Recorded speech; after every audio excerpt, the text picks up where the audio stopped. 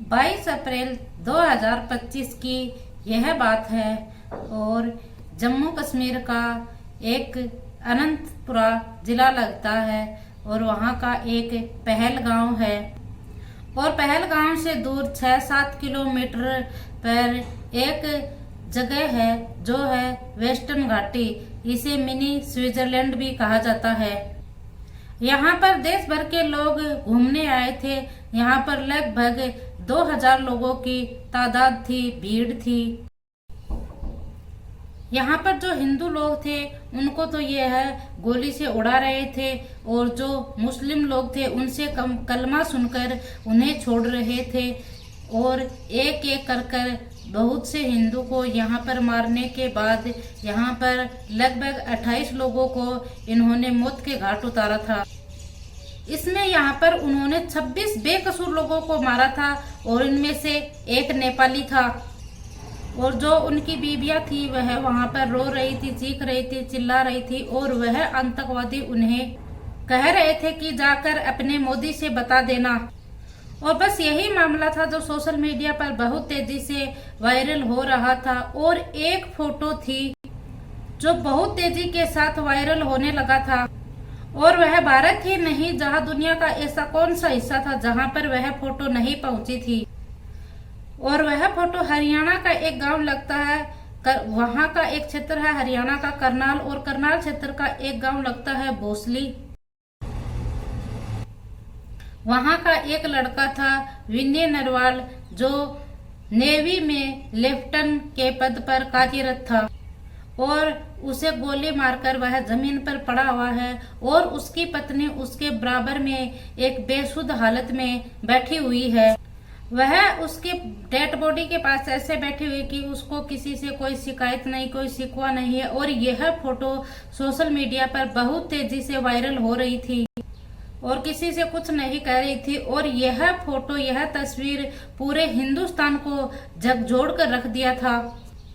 और फिर यह कहानी पहुंच जाती है सऊदी अरब में और सऊदी अरब में भारत के प्रधानमंत्री नरेंद्र मोदी का दौरा था और वह दौरे को बीच में ही छोड़कर आ जाते हैं और वह अपने कुछ खास लोगों के साथ बैठते हैं और फिर आगे की प्लानिंग करते हैं, आगे क्या किया जाए।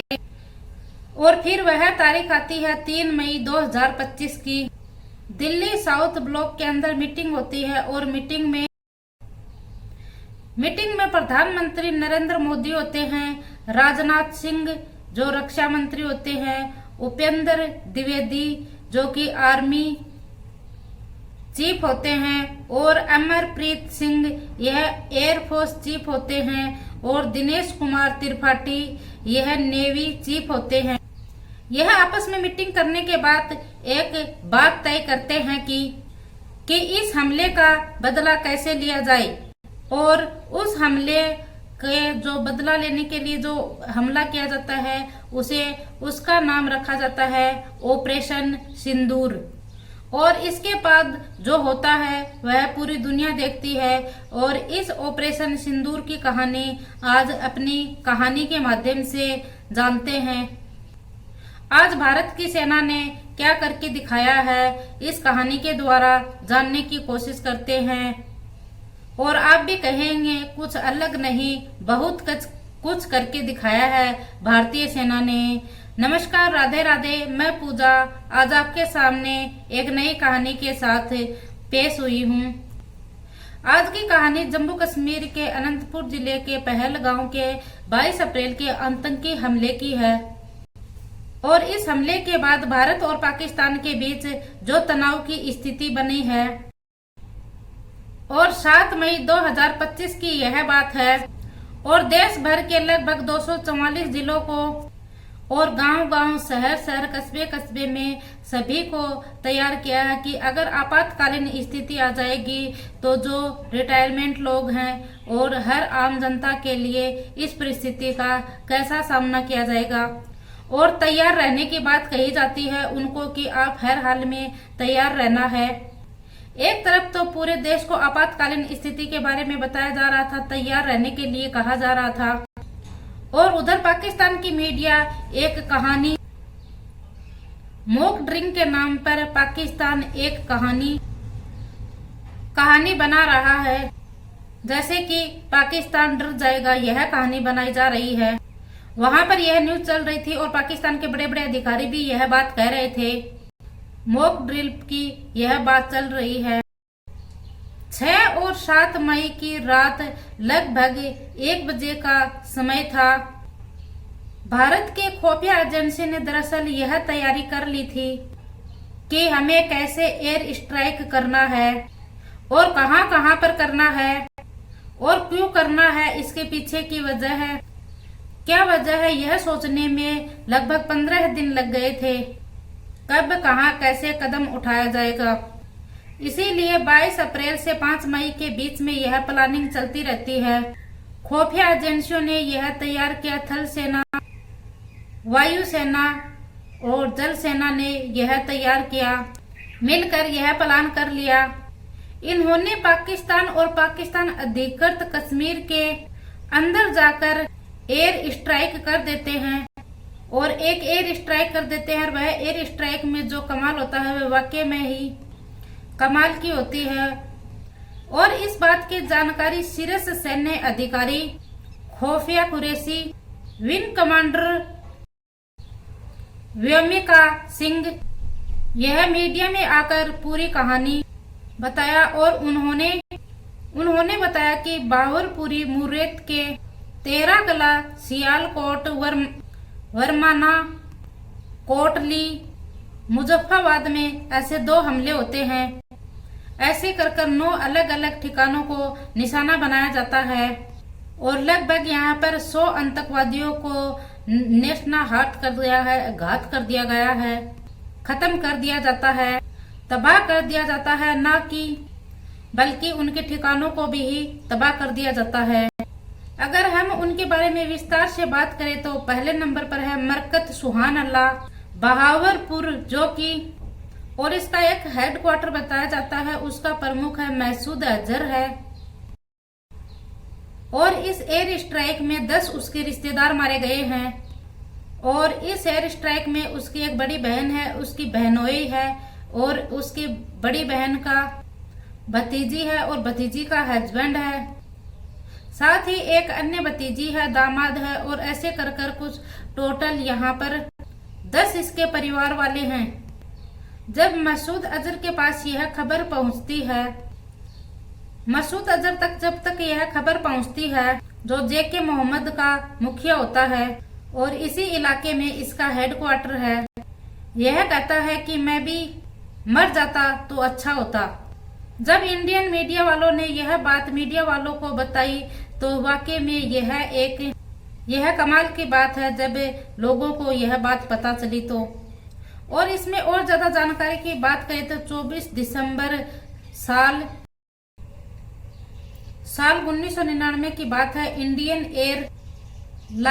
एयरलाइंस ICA 814 हवाई जहाज इसका अपहरण कर लिया गया था, हाईजैक कर लिया गया था।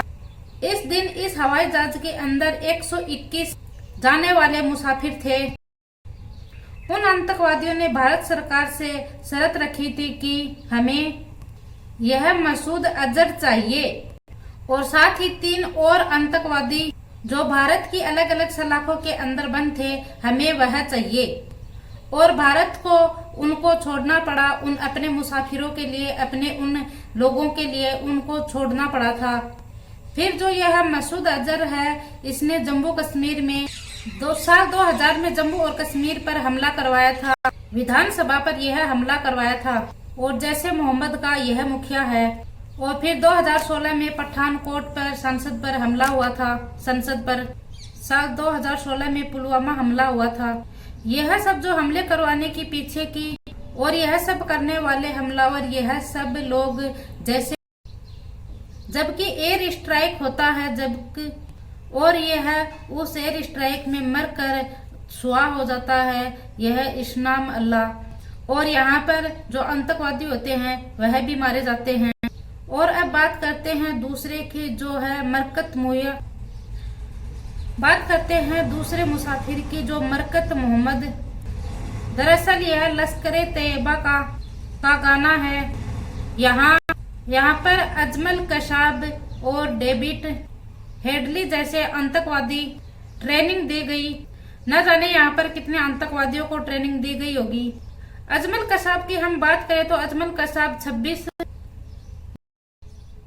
नवंबर 2008 को इस्माइल कजाब, शोएब, नजीब यह सब पाकिस्तान 10 पाकिस्तानी आतंकवादी यह भारत में आ गए थे और यह मुंबई में आ गए थे। और मुंबई में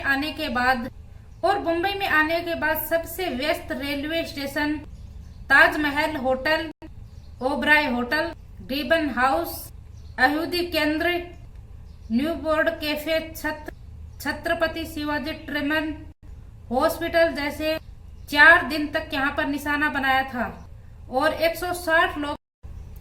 160 लोगों को बेकसूर मार दिया था इन लोगों ने। और साथ ही कई ऐसे अधिकारी थे, उनको यह 160 लोगों को, बेकसूर लोगों को यहाँ पर इन्होंने मार दिया था। और इसके बाद जो यहाँ पर ट्रेनिंग लेने वाले थे, यह अजमल कसाब, यह सभी लोग और यह मस्कद नुएबा तुर के ट्रेनिंग ली थी। और लश्कर तैयबा का ठिकाना जो 6-7 मई 2025 की रात को एयर स्ट्राइक हुआ था, 1:05 पर शुरू किया और 1:30 पर वह खत्म हो जाता है। और इसी बीच में जो इनके यह ठिकाने थे, लश्कर तैयबा का यह ठिकाना था, उनको भी तबाह कर दिया गया था और उनको भी खत्म कर दिया गया था। तीसरी जगह की तो हम बात करें तो वह है मुजफ्फर शाहबाई नाला कैंप, जो कि लश्कर तैयबा का ठिकाना है।